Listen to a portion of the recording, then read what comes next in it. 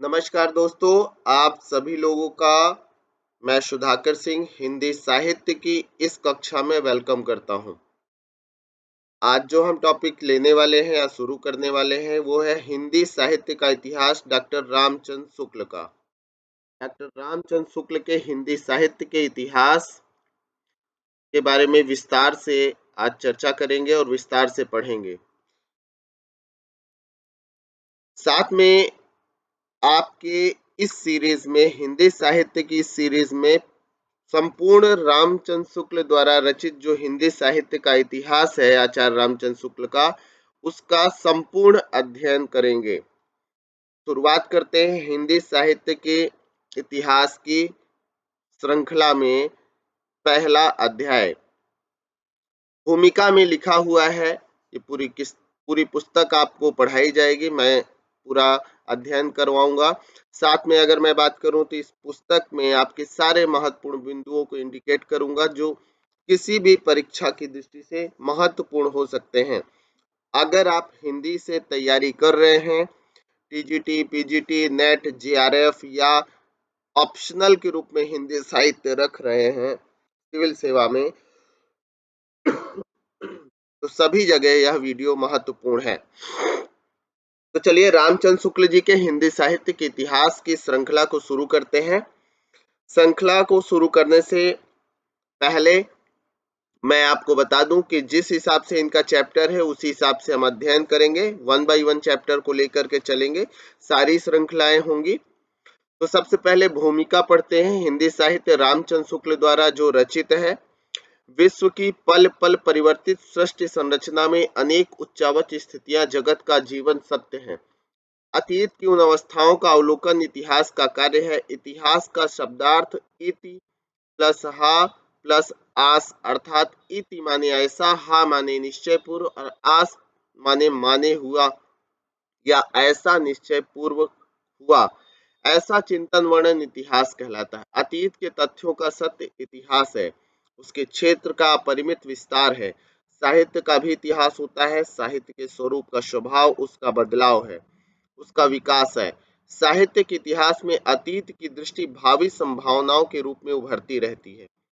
यही कारण है कि साहित्य के इतिहास का इदमिथता देखने में नहीं आती। सौंदर्य वस्तु मात्र में ही नहीं होता, सौंदर्य का अवधान तो वस्तु दर्शन के कोण में होता है। काफी अच्छी पंक्ति है। सौंदर्य वस्तु मात्र में ही नहीं होता, सौंदर्य का अवधान तो वस्तु दर्शन के कोण में होता है। यह रही भूमिका आचार्य रामचंद्र शुक्ल के हिंदी साहित्य के इतिहास की। भूमिका का अगला पंक्तियां, हिंदी साहित्य की इतिहास संबंधी अवधारणाओं में मतैक्य का साहित्य राहित्य उसी का परिणाम है। हिंदी साहित्य के इतिहास लेखकों ने अपनी अपनी दृष्टि से साहित्य के इतिहास लिखे हैं। सबसे पहले फ्रेंच विद्वान गार्सा दा ताशी ने 1839 में हिंदी कवियों का एक इतिहास फ्रेंच भाषा में लिखा। किसने लिखा? गार्सा दा ताशी ने लिखा है फ्रेंच भाषा में। 1839 में प्रकाशित कराया। उसका नाम था इस्तवार द ला लिटरेट्यूर हिंदुस्तानी था। सन 1873 में नवल किशोर प्रेस ने पंडित महेश दत्त शुक्ल का भाषा काव्य संग्रह प्रकाशित किया। 1873 में क्या आया? भाषा काव्य संग्रह। महेश दत्त शुक्ल का है भाषा काव्य संग्रह। उसमें कुछ कवियों की जीवनियां और कविताओं का संग्रह किया गया था।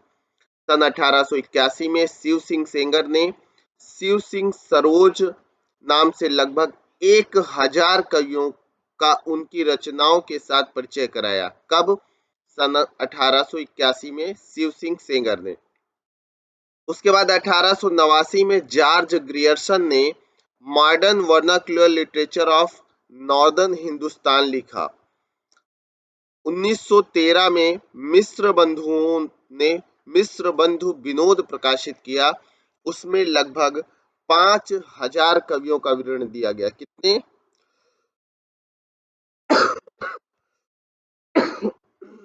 लगभग 4600 कवि हैं, तो लगभग 5000 कवियों का विवरण दिया गया। सन 1917 में पंडित राम नरेश त्रिपाठी की कविता कौमुदी 1917 में प्रकाशित हुई। सन 1918 में एडविन ग्रिप्स का ए स्केच ऑफ हिंदी लिटरेचर और 1920 में FIK की ए हिस्ट्री ऑफ हिंदी लिटरेचर प्रकाशित हुआ। ये पुस्तकें हिंदी साहित्य के संबंध में परिचय मात्र की ही हैं। सन 1929 में पंडित रामचंद्र शुक्ल ने हिंदी साहित्य का इतिहास लिखा। पहले इसे नागरी प्रचारणी सभा से प्रकाशित शब्द सागर के लिए हिंदी साहित्य की रूपरेखा के रूप में तैयार किया गया और बाद में उसका परिष्कृत रूप ही हिंदी साहित्य का इतिहास बनकर के सामने आया। फ्रेंड्स, दोस्तों, यह जो पैराग्राफ है ये सबसे महत्वपूर्ण पैराग्राफ है और किसी भी एग्जाम में यहाँ से ऑब्जेक्टिव प्रश्न बनने की सबसे ज्यादा संभावना रहती है। याद रखिएगा, 1929 में पंडित रामचंद्र शुक्ल ने हिंदी साहित्य का इतिहास जो लिखा, यह पहले नागरी प्रचारणी सभा से प्रकाशित शब्द सागर की भूमिका के रूप में आया था, रूपरेखा के रूप में आया था। वही आगे चल करके हिंदी साहित्य का इतिहास बन करके तैयार हुआ। इस पैराग्राफ से 2-3 बार ध्यान से सुन लीजिएगा, इंपॉर्टेंट है, सारी पंक्तियां इंपॉर्टेंट है। इसके बाद बात करते हैं प्रथम संस्करण का वक्तव्य। हिंदी के कवियों का वृत्त संग्रह ठाकुर शिव सिंह सेंगर ने 1833 ईस्वी में प्रस्तुत किया। उसके पीछे सन 1889 में डॉक्टर अफसर ग्रियर्सन ने modern vernacular literature of northern Hindustan के नाम से वैसा ही बड़ा कवि वृत्त संग्रह निकाला। काशी की नागरी प्रचारणी सभा का ध्यान आरंभ ही में इस बात की ओर गया कि सहस्रों हस्तलिखित हिंदी पुस्तकें देश के अनेक भागों में, पुस्तकालयों में, राज्य पुस्तकालयों में तथा लोगों के घरों में अज्ञात पड़ी है। अतः सरकार की आर्थिक सहायता से सन 1900 से पुस्तकों की खोज का काम हाथ में लिया। सन 1911 तक खोज की गई। 8 रिपोर्टों में सैकड़ों अज्ञात कवियों तथा ज्ञात कवियों के अज्ञात ग्रंथों का पता लगाया। सन 1913 में इस सारी सामग्री का उपयोग करके मिश्र बंधु, जिसमें श्याम बिहारी, गणेश बिहारी और सुखदेव बिहारी मिश्र थे, इसमें श्रीयुत पंडित श्याम बिहारी मिश्र लिखा है। 3 लोग थे, श्याम बिहारी, सुखदेव बिहारी और गणेश बिहारी मिश्र ने अपना बड़ा भारी कविवृत्त संग्रह मिश्र बंधु विनोद, जिसे वर्तमान काल के कवियों और लेखकों का भी समावेश किया, 3 भागों में प्रकाशित किया। तो मिश्र बंधु विनोद कितने भागों में प्रकाशित हुआ है दोस्तों? 3 भागों में प्रकाशित हुआ है। ध्यान रखना है सभी लोगों को। इधर जब विश्वविद्यालय से हिंदी की उच्च शिक्षा का विधान हुआ, तब उसके साहित्य के श्रृंखला छात्र अध्यापकों, ये सारी बातें आपको बहुत ज्यादा महत्वपूर्ण नहीं है। यहाँ चलते हैं। 5 या 6 वर्ष हुए। छात्रों के उपयोग के लिए मैंने कुछ संक्षिप्त नोट तैयार किए थे, जिनमें परिस्थिति के अनुसार शिक्षित जन समूह की बदली हुई प्रवृत्तियों को लक्ष्य करके हिंदी साहित्य के इतिहास, काल विभाग और रचना की भिन्न भिन्न शाखाओं के निरूपण का एक कच्चा ढांचा किया गया। हिंदी शब्द सागर समाप्त हो जाने पर उसकी भूमिका के रूप में भाषा और साहित्य का विकास देना भी स्थिर किया गया। अतः एक नियत समय के भीतर ही यह इतिहास लिखकर पूरा करना पड़ा। साहित्य का इतिहास लिखने के लिए जितनी अधिक सामग्री मैं जरूरी समझता था, उतनी तो अवधि के भीतर इकट्ठी ना हो सकी, पर जहां तक हो सका आवश्यक उपादान रखकर कार्य पूरा किया गया है। इस पुस्तक में जिस पद्धति का अनुसरण किया गया है, उसके थोड़े में उल्लेख कर देना आवश्यक जान पड़ता है। अगली पंक्तियां फिर महत्वपूर्ण है, क्योंकि रामचंद्र शुक्ल ही अपनी बातें लिख रहे हैं। पहले काल विभाग को लीजिए। जिस काल विभाग के भीतर किसी विशेष ढंग की रचनाओं की प्रचुरता दिखाई पड़ती है, वह एक अलग काल माना गया है और उसका नामकरण उन्हीं रचनाओं के स्वरूप के अनुसार किया गया। तो रामचंद्र शुक्ल ही इस बात को स्वीकार कर रहे हैं कि जिस काल विभाग के भीतर किसी विशेष ढंग की रचनाओं की प्रचुरता दिखाई पड़ी है, वह एक अलग काल माना गया है और उसका नामकरण उन्हीं रचनाओं के अनुसार है। लेकिन उन्होंने स्वीकार भी किया है, किसी प्रकार काल का एक निर्दिष्ट सामान्य लक्षण बनाया जा सकता है। स्पष्ट रूप से कहा, किसी एक ढंग की रचना की प्रचुरता से अभिप्राय है कि दूसरे ढंग की रचनाओं में से चाहे किसी एक ढंग की रचना को ले, वह परिमाणों में प्रथम के बराबर ना होगी। यानी मात्रा पहले ढंग की रचनाओं की। उन्होंने कहा कि इस काल का एक निर्दिष्ट सामान्य लक्षण क्या है कि बनाया जा सकता है। किसी एक ढंग की रचना की प्रचुरता से यह मतलब है कि दूसरे ढंग की रचनाओं में चाहे एक ढंग की रचना को ले, वह परिमाणों में प्रथम के बराबर ना होगी।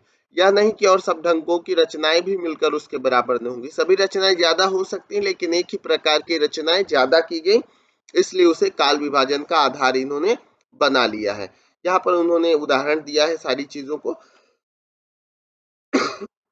इस पैराग्राफ में आते हैं। आदिकाल का नाम मैंने वीर गाथा काल रखा है। अब ध्यान से देखेगा कि रामचंद्र शुक्ल ने आदिकाल का नाम क्या रखा? वीर गाथा काल रखा। उक्त काल के भीतर दो प्रकार की रचनाएं मिलती हैं, अपभ्रंश की और देश भाषा की। देश भाषा का मतलब है यहाँ पर बोलचाल की भाषा से है। अपभ्रंश की पुस्तकों में कई तो जैनों के धर्म तत्व निरूपण संबंधी जो साहित्य की कोटि में नहीं आती और जिनका उल्लेख केवल यह दिखाने के लिए ही किया गया है कि अपभ्रंश भाषा का व्यवहार कब से हो रहा था। साहित्य की कोटि में आने वाली रचनाओं में कुछ तो भिन्न भिन्न विषयों पर फुटकल दोहे हैं, जिनके अनुसार उस काल की कोई विशेष प्रवृत्ति निर्धारित नहीं की जा सकती है। साहित्यिक पुस्तकें केवल चार हैं। इन्होंने उस समय की आदिकाल की या वीर गाथा काल की साहित्य पुस्तकों को चार माना है, जिसमें इन्होंने विजयपाल रासो, हम्मीर रासो, कीर्तिलका कीर्तिलता और कीर्ति पताका। विजयपाल रासो, हम्मीर रासो, कीर्तिलता और कीर्ति पताका का उल्लेख किया। देश काल काव्य की 8 पुस्तकें प्रसिद्ध हैं। खुमान रासो, बीशल देव रासो, पृथ्वीराज रासो, जयचंद प्रकाश, जयमयंक जस चंद्रिका, परमाल रासो, आल्हा आल्हा खंड जो बुंदेलखंड में प्रचलित था, आल्हा उदल की कहानियां अगर आप जानते होंगे तो परमाल रासो, खुसरो की पहेलियां और विद्यापति की पदावलियां। तो यहाँ पर अगर देखा जाए तो रामचंद्र शुक्ल जी ने 12 ग्रंथों का उल्लेख किया है। कितनी पुस्तकों का उल्लेख किया है? 12 पुस्तकों का उल्लेख किया है दोस्तों, जिसमें कौन कौन सा फिर से सुनिए। विजयपाल रासो, हमीर रासो, कीर्तिलता, कीर्ति पताका। और अगर बात किया जाए तो इसके अलावा उन्होंने खुमान रासो, बीशल देव रासो, पृथ्वीराज रासो, जयचंद प्रकाश, जयमयंक जस चंद्रिका, परमाल रासो, आल्हा का मूल रूप और खुसरो की पहेलियां और विद्यापति की पदावली, इसका उल्लेख किया। इन्हीं 12 पुस्तकों की दृष्टि से आदिकाल का लक्षण निरूपण नामकरण हो सकता है। यानी कुल मिलाकर के आदिकाल को वीर गाथा काल कहने के पीछे इन्होंने रामचंद्र शुक्ल जी ने 12 पुस्तकों को आधार बनाया, जो मैंने आपको बताया। इनमें से अंतिम दो तथा बीसल देव रासो को छोड़कर सब ग्रंथ वीर गाथात्मक ही हैं।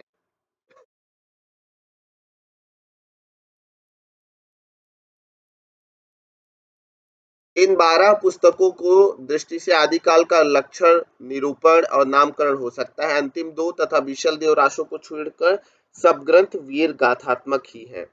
अतः आदिकाल का नाम वीर गाथा काल ही रखा जा सकता है। जिस सामाजिक या राजनैतिक परिस्थिति की प्रेरणा से वीर गाथाओं की प्रवृत्ति रही है, उसका सम्यक निरूपण पुस्तक में कर दिया गया है।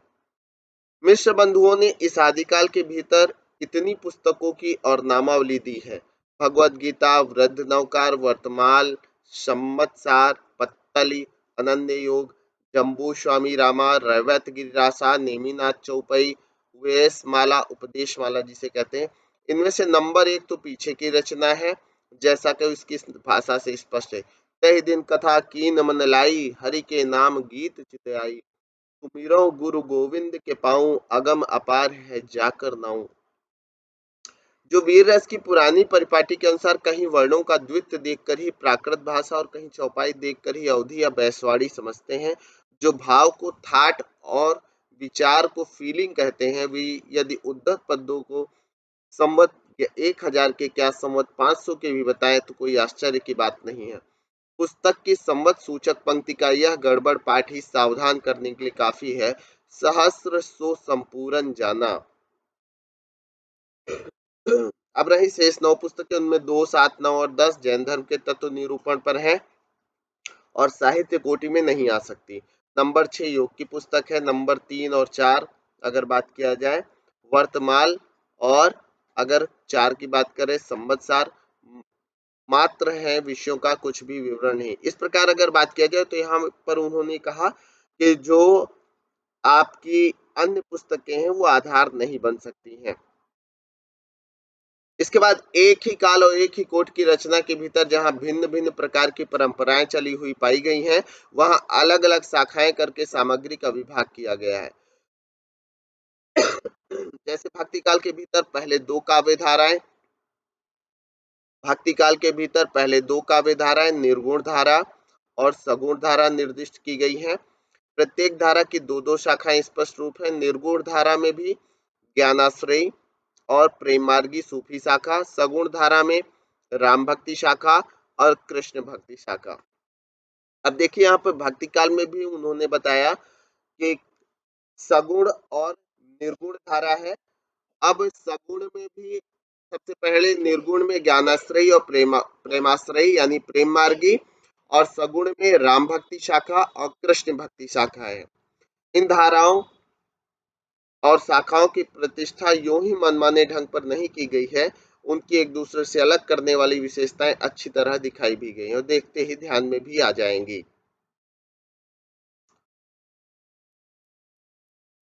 ठीक है, आगे चलते हैं। रीतिकाल के भीतर भी रीतिबद्ध रचना की जो परंपरा चली है, याद रखिएगा, रीतिबद्ध रचनाओं को इन्होंने आधार बनाया। उसका विभाग करने का कोई संगत आधार नहीं मिला। रचना के स्वरूप आदि में कोई स्पष्ट भेद निरूपित किए बिना विभाग कैसे किया जा सकता है।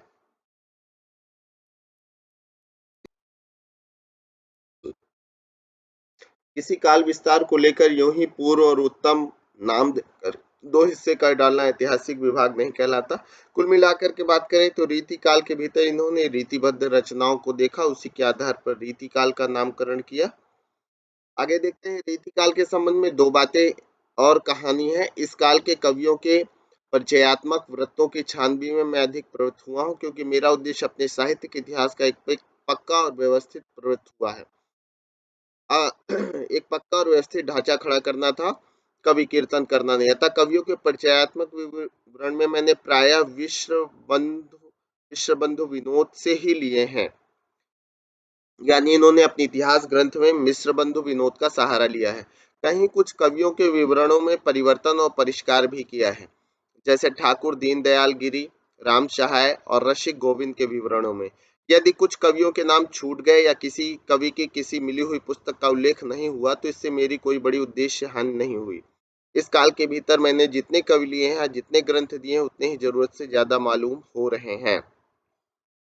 रीतिकाल या किसी काल के कवियों की साहित्यिक विशेषताओं के संबंध में मैंने जो संक्षिप्त विचार प्रकट किए हैं, वे दिग्दर्शन मात्र के लिए इतिहास की पुस्तक में किसी कवि की पूरी या अधूरी आलोचना भी नहीं आ सकती। किसी कवि की आलोचना लिखनी होगी तो स्वतंत्र प्रबंध या पुस्तक के रूप में लिखूंगा। बहुत प्रसिद्ध कवियों के संबंध में थोड़ा विस्तार से लिखना पड़ा है, पर वह भी विशेष प्रवृत्तियों का ही निर्धारण किया गया है। यह आवश्यक है कि उनमें कुछ प्रवृत्तियों को मैंने रसोपयोगी और कुछ को बाधक कहा है। आधुनिक काल में गद्य का आविर्भाव सबसे प्रधान साहित्यिक घटना है, इसलिए उसके प्रसार का वर्णन विशेष विस्तार के साथ करना पड़ा। मेरा विचार इससे थोड़े से काल के बीच साहित्य के भीतर अनेक रूपता का विकास है। ठीक है, ये सारी बातें उन्होंने कही हैं जो आप ध्यान रखेंगे। इसके बाद वर्तमान काल में अनेक प्रतिभा संपन्न और प्रभावशाली लेखक हुए हैं और कवियों के नाम जल्दी से या भूल से छूट गए होंगे, लेकिन उन सबको आधार बनाया जाए तो गद्य को ही इन्होंने आधार बनाया। कहने की आवश्यकता नहीं कि हिंदी साहित्य का इतिहास हिंदी शब्द सागर, देखिए अपने से स्वीकार कर रहे हैं रामचंद्र शुक्ल जी कि हिंदी शब्द सागर की भूमिका के रूप में हिंदी साहित्य का विकास के नाम से सन 1929 के जनवरी महीने में निकल चुका है। इस अलग पुस्तकाकार संस्करण में बहुत सी बातें बढ़ाई गई हैं, विशेषता आदि और अंत में। यानी इन्होंने यह स्वीकार किया कि हिंदी शब्द सागर की भूमिका के रूप में इन्होंने 1929 में हिंदी साहित्य का विकास से इसको लिखा था, जो बाद में कुछ परिमार्जित कर यहाँ पर देखिए हिंदी शब्द सागर की भूमिका, हिंदी साहित्य का विकास नाम से 1929 के जनवरी महीने में निकल चुका। इस अलग पुस्तक संस्करण में काफी बातें बढ़ाई गई, शुरुआत में और अंत में। आदिकाल के भी अपभ्रंश की रचनाएं भी ले ली गई हैं, यानी आदिकाल में अपभ्रंश की रचनाओं का इसमें संयोजन है, क्योंकि वे सदा से भाषा काव्य के अंतर्गत ही मानी जाती रही हैं। कवि परंपरा के बीच प्रचलित जनश्रुति कई ऐसे भाषा काव्यों के नाम गिनाती चली आई है जो अपभ्रंश में हैं, जैसे कुमार पाल चरित और सारंगधर कृत हम्मीर रासो। कुमार पाल चरित और सारंगधर कृत हम्मीर रासो। हम्मीर रासो का पता नहीं है, पर प्राकृत पिंगल सूत्र उलटते पलटते मुझे हम्मीर के युद्धों के वर्णन वाले कई बहुत ही ओजस्वी पद्य छंदों के उदाहरण मिले हैं। अब देखिए वहां पर पद्य और छंद चलते थे उस समय, याद रखिएगा। मुझे पूरा निश्चय है कि ये पद्य सारंगधर के प्रसिद्ध हम्मीर रासो के ही हैं। ये रामचंद्र शुक्ल स्वीकार करते हैं अपनी पुस्तक में।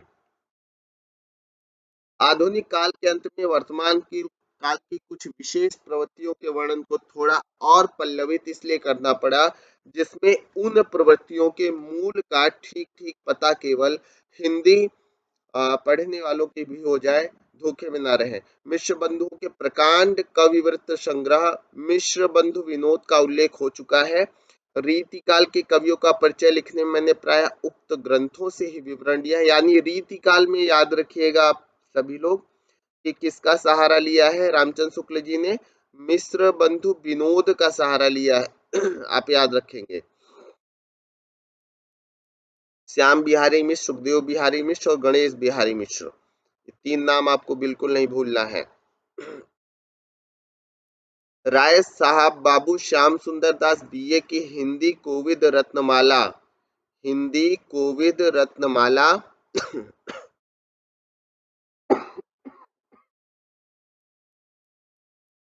श्रीयुत पंडित राम नरेश त्रिपाठी की कविता कौमुदी, श्री वियोगी हरिजी के ब्रज माधुरी सार से भी बहुत कुछ सामग्री मिली है। अतः उक्त तीनों महानुभावों के प्रति मैं अपनी कृतज्ञता प्रकट करता हूँ।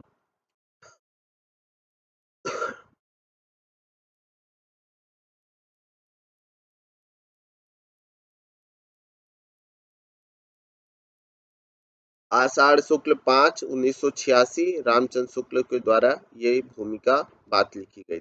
इसके बाद ये विषय सूची में पहले आदिकाल है। आदिकाल में हिंदी साहित्य का आविर्भाव, प्राकृताभास हिंदी, ये सारे। उसके बाद अपभ्रंश काव्य, फिर आगे वीरगाथा काल, फिर पूर्व मध्य काल जिसे भक्ति काल कहा है। यहाँ पर एक चीज विशेष रूप से ध्यान रखिएगा कि देखिए आदिकाल को ही इन्होंने वीरगाथा काल कहा, और वीर गाथा काल का समय इन्होंने संवत 1050 से 1375 माना है, 1050 से 1375। और भक्ति काल का समय इन्होंने 1375 से 1700 संवत तक माना है। कब तक? संवत 1700 तक, जिसे इन्होंने पूर्व मध्य काल कहा। क्या कहा? पूर्व मध्य काल कहा। इसके बाद बात कर रहे हैं आपके उत्तर मध्य काल की। उत्तर मध्य काल को इन्होंने रीति काल कहा है, जो 1700 से संवत 1900 तक है। कब तक? 1900 तक है उत्तर मध्य काल, जिसे रीति काल कहते हैं, संवत 1700 से 1900 तक। इसके बाद आधुनिक काल की बात करते हैं। आधुनिक काल को इन्होंने 1900 से 1970 तक माना, संवत 1900 से 1970 तक आधुनिक काल का समय इन्होंने डिसाइड किया। तो ये समय आप ध्यान रखेंगे, ठीक है। चलिए शुरुआत करते हैं रामचंद्र शुक्ल द्वारा रचित हिंदी साहित्य का इतिहास का पहला कालखंड। सबसे पहला है काल विभाग। सबसे पहला क्या है? काल विभाग। जबकि प्रत्येक देश की साहित्य वहां की जनता की चित्त वृत्ति का संचित प्रतिबिंब होता है, यह पंक्ति बहुत बार परीक्षाओं में पूछी गई है, महत्वपूर्ण पंक्ति है। प्रत्येक देश की साहित्य वहां की जनता की चित्त वृत्ति का संचित प्रतिबिंब होता है। आप सभी लोग नोट भी कर सकते हैं, नोट्स बना रहे हैं तो साथ में याद रखिएगा। तब यह निश्चित है कि जनता की चित्त वृत्ति के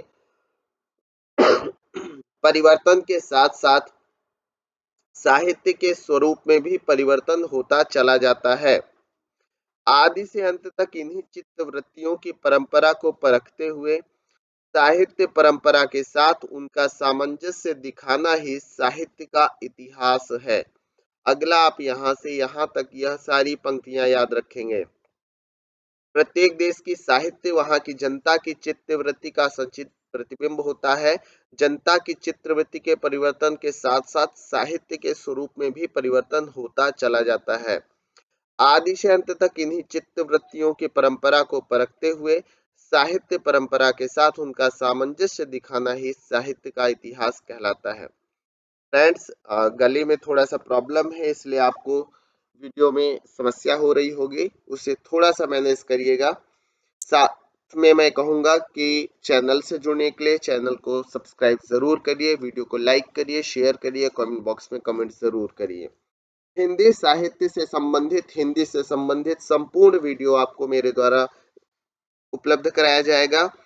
पूरा हिंदी साहित्य का इतिहास रामचंद्र शुक्ल का मैं आपको इसी फॉर्म में तेजी से रिवाइज कराऊंगा। केवल महत्वपूर्ण बातों को लेते हुए हम आगे की तरफ बढ़ेंगे, जिससे आप कम समय में पूरा हिंदी साहित्य का इतिहास रामचंद्र शुक्ल रचित पढ़ सके और एक एक पंक्तियां बेहतर ढंग से जान सके।